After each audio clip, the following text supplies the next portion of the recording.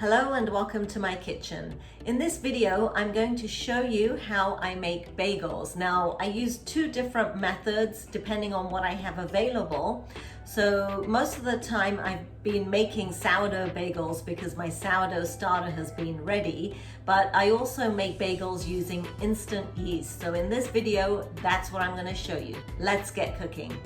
You'll need 6 cups or 850 grams of plain flour or all-purpose flour or bread flour, 1 tablespoon or 10 grams of instant yeast, 4 teaspoons or 20 grams of granulated sugar, 3 tablespoons of maple syrup, 3 teaspoons or 20 grams of salt. Here I'm using sea salt, 1 tablespoon or 15 grams of baking soda or soda bicarbonate, 1 tablespoon or 10 grams of brown sugar. Now, I prefer to use the dark brown sugar, but if you only have light brown sugar, that's fine too. And 530 ml of tepid water. So tepid water, you just want it so that it's warm to the touch. You don't want it to be too hot, otherwise it will kill the yeast. So the first thing we're going to do is I'm going to pour some of the tepid water into another measuring cup, about 3/4 of a cup, and I'm going to put the yeast in there, and I'm going to put the sugar in there, and I'm just going to mix that around. Now make sure that you are adding the sugar and not the salt. Taste it if you have to. So while I'm setting up my KitchenAid, look at the yeast. It's been about 5 minutes and this looks like a cup of beer, and it smells like that too.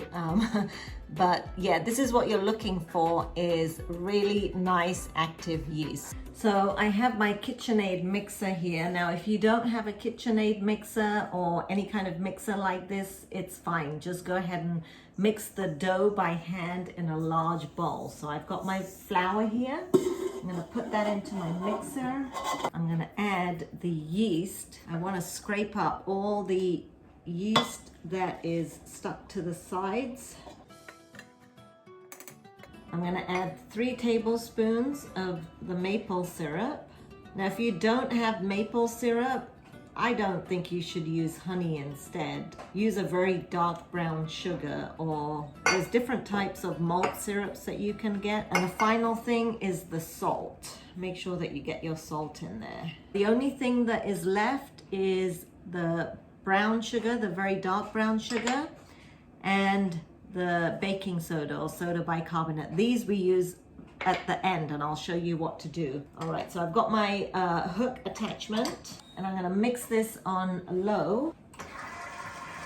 Then I'm gonna start adding the water. All right, so it's been right around 9 minutes. All right, so there you go. It's a little bit tacky. Now, if your dough is a little bit tacky like this, feel free to add a little bit more flour. I'm just gonna add a little bit because I wanna remove that tackiness. So if it's still slightly tacky, go ahead and mix in a little bit more flour. All right, so that's just been mixing for a minute. Yeah, it feels good. So what you're looking for is a stiff dough that is not tacky. Otherwise, you won't be able to handle it. It's going to be too soft. So I'm going to basically take this out of here, and I'm going to put it into an oiled bowl. And then I'm going to take the dough out of my mixer and just turn it to coat it, because you want to make sure that the outside of the dough is oiled. And then I have a damp cloth here that I am going to cover this with. I'm just going to let it rest in my oven for about 20 to 30 minutes. While the dough is resting, fill up a large pot with water about halfway full and put it on to boil. You're also going to need to get 2 trays ready. Now I use these reusable silicone liners, or you can use parchment paper or greaseproof paper. Now you don't want the bagels to stick to any of these surfaces, so if you like, you could lightly spray them with some oil, or we'll just put a light oil coating on them. All right, so I let this rest in a warmer place. It's risen, and I am gonna go ahead and shape this. All right, so just go ahead and knead it, and we need to split this into 12 equal balls. Before you start shaping your bagels, go ahead and start and preheat your oven at 220 degrees Celsius. Keep an eye on your water as well. Once it starts to come to a boil, go ahead and cover it with a lid and turn it down so that it's on a gentle simmer. All right, so I'm just gonna knead it and make it into as round a ball as I can. All right, so we're gonna cut it in half as best we can. And then each of these, we're gonna cut in half.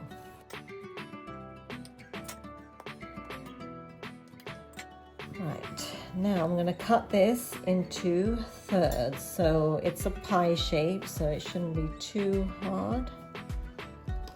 Thereabouts. Now, if you want them all to be perfectly equal, you can use a scale and weigh them. But sometimes I like to have some big ones and some small ones. We're gonna get one of these and roll it into a ball. So tuck all the outside bits to the middle, give it a nice roll, and then with your thumbs, just poke a hole into the middle and roll it like that. And you want to make a hole about the size of a 10p coin,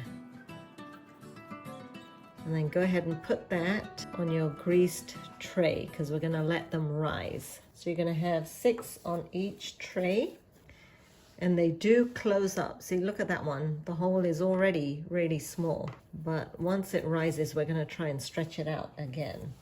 Once you've shaped the bagels, go ahead and cover them with a damp cloth.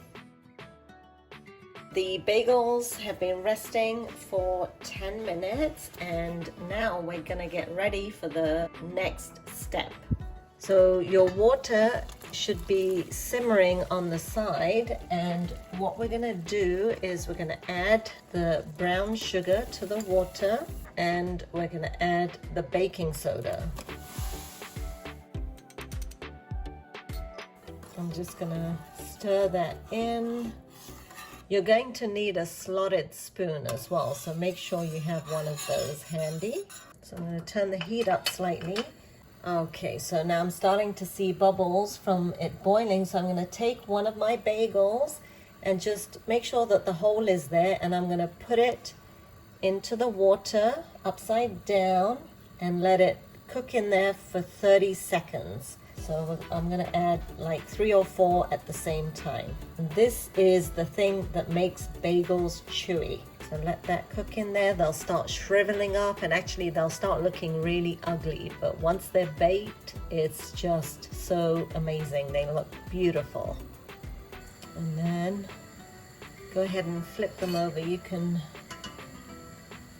use a fork and your slotted spoon to just turn them around carefully, and then let them cook on that side for another 30 seconds. And I like to use a dark brown sugar in the water because it kind of caramelizes when you're baking it. It caramelizes the outside. All right, so it's been about 30 seconds. So I'm going to just carefully take these out and put them onto my baking tray, and then continue with the rest of them. So I'm in this one now, just to complete that tray, I'm just going to put 2 in. All right, so these 6 bagels have been cooked in the baking soda and the sugar, and now I'm going to put this into my preheated oven to bake until they turn a nice caramelized golden brown. In the meantime, continue with the rest of the bagels.